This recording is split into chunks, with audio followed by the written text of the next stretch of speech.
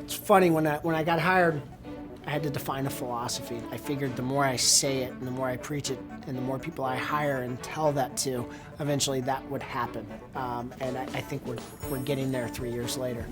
Human resources is one of the most important things we do in our business. You can't train people to be enthusiastic, nice, fun, great people.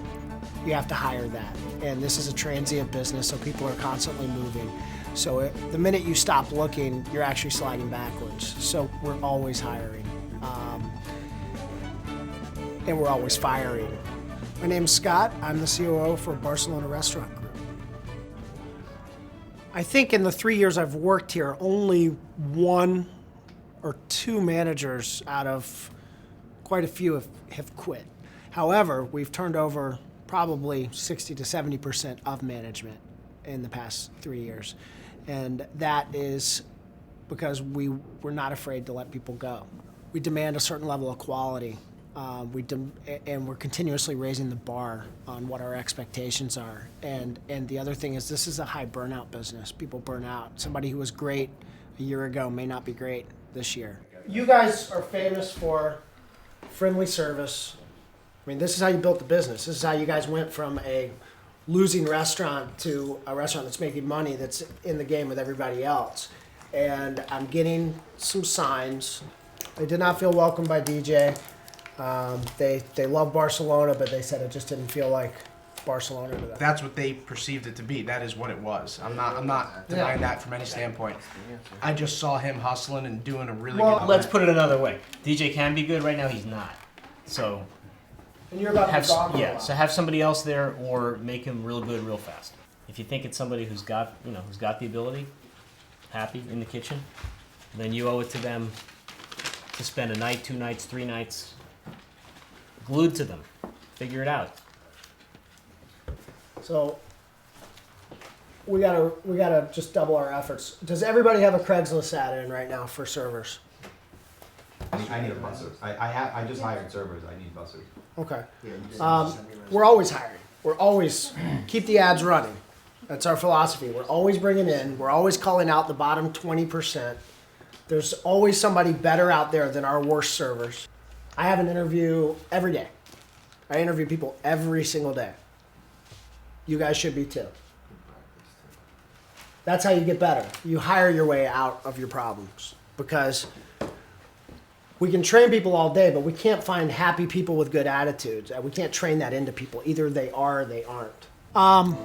Human resources is the biggest thing we do. I really think for any company that's involved in customer service, it is the most important thing you can do is have the right people in front of your customers. You don't have to have the greatest resume in the world to make it into the interview. I'll have as many as 4 to 6 interviews a day.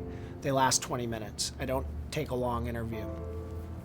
I don't take a long interview because I don't believe I get anything out of the actual conversation. I've hired too many people that I thought were amazing in an interview and they ended up being a dud, and vice versa. I do more talking than they do quite often in the interview, because I'm trying to just kind of get across the philosophy, who we are, what we're going to do, and I've got the spiel pretty well nailed now.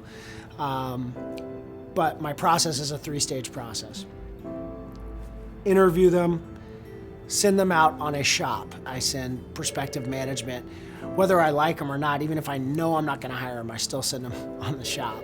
And I give them a $100 allowance and tell them to go out to the restaurants, 1 or 2 of the restaurants if possible, and eat a few tapas, sit down, have a couple drinks, and write me an essay. It lets me see what is important to them within the restaurant, because I think we as professionals in this industry cannot just go to a restaurant and not pay attention to what's going on. Whether it drives my wife crazy, but I see everything, and I have to make a conscious choice not to get annoyed by it. So I try to tap into that with our candidates. I also get a sense of their level of education, of their intelligence, of their ability to complete a task. There's a lot of other ancillary things that come out of that process. How long it takes them to do it, whether it's 2 weeks later, whether it's the next day, how excited they are.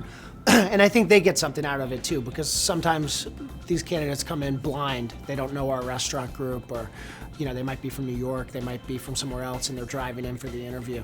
So this introduces them to the brand. So they're learning about us at the same time. If it's a good shop, it doesn't have to be a great shop. If it's a good shop, I'll go to the stage 3, which is I want you to pretend like you've worked for us for 6 months, and I want to see who you are. I want to see you commanding the floor, making friends with the guests, talking to the staff. I want to see who you would be for me.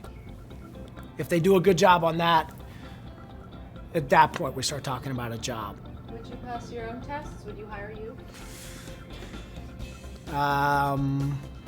It's a good question. I think I would. Well, I don't know. I don't know if I would have the floor presence that I demand out of my managers. I'm not sure that I would be a great floor manager for Barcelona.